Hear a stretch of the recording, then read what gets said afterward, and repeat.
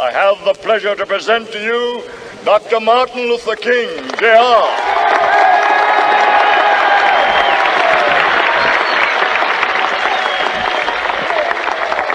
I am happy to join with you today in what will go down in history as the greatest demonstration for freedom in the history of our nation.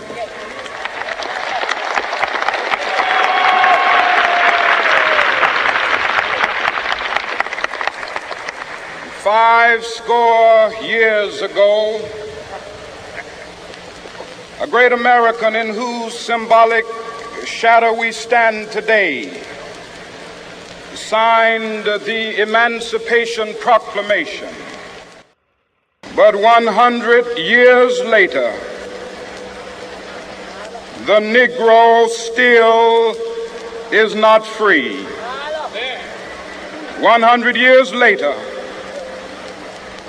the life of the Negro is still sadly crippled by the manacles of segregation and the chains of discrimination.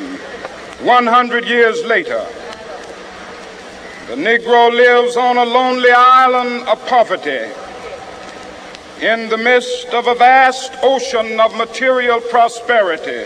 100 years later,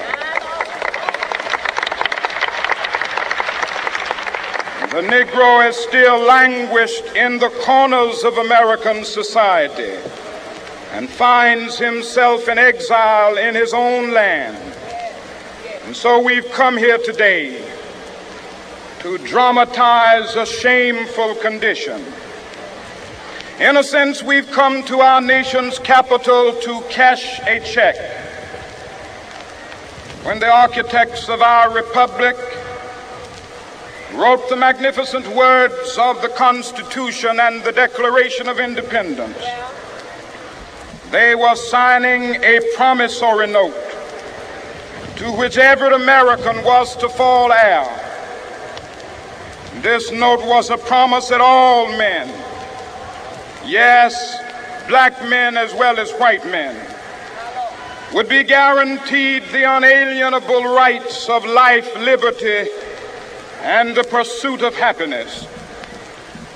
It is obvious today that America has defaulted on this promissory note insofar as her citizens of color are concerned.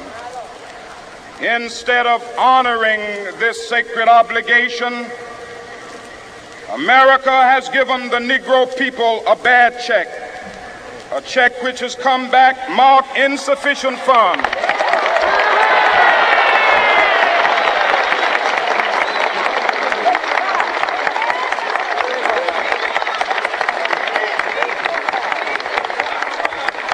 But we refuse to believe that the Bank of Justice is bankrupt.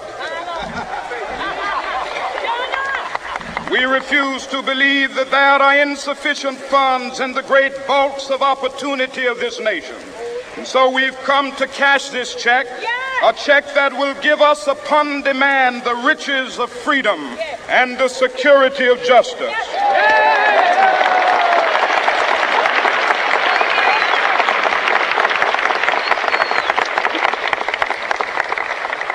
We have also come to this hallowed spot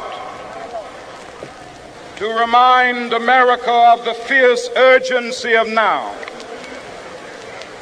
This is no time to engage in the luxury of cooling off or to take the tranquilizing drug of gradualism.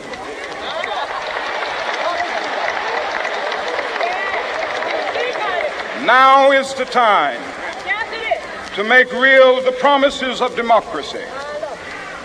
Now is the time to rise from the dark and desolate valley of segregation to the sunlit path of racial justice. Now is the time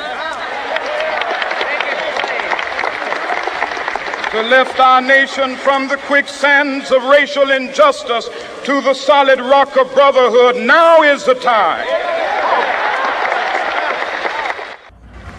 Now is the time to rise from the dark and desolate valley of segregation to the sunlit path of racial justice.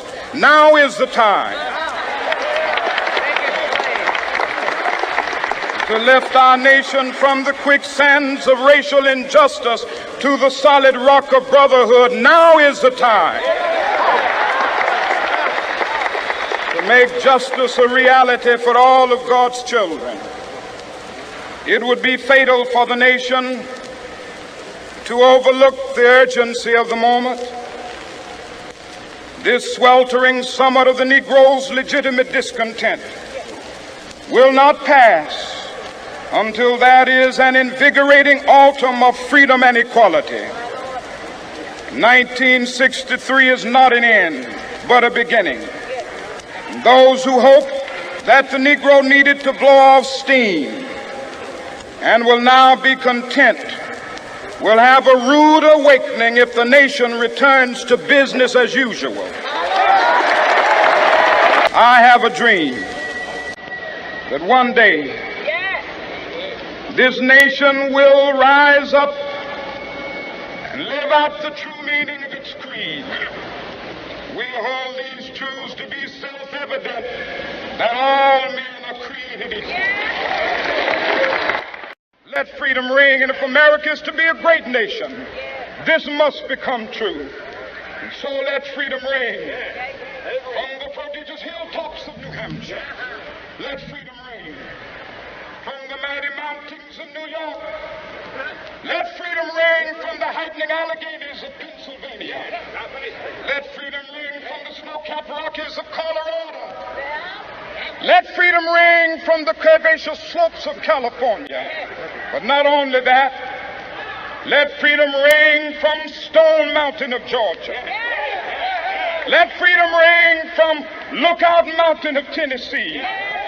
Let freedom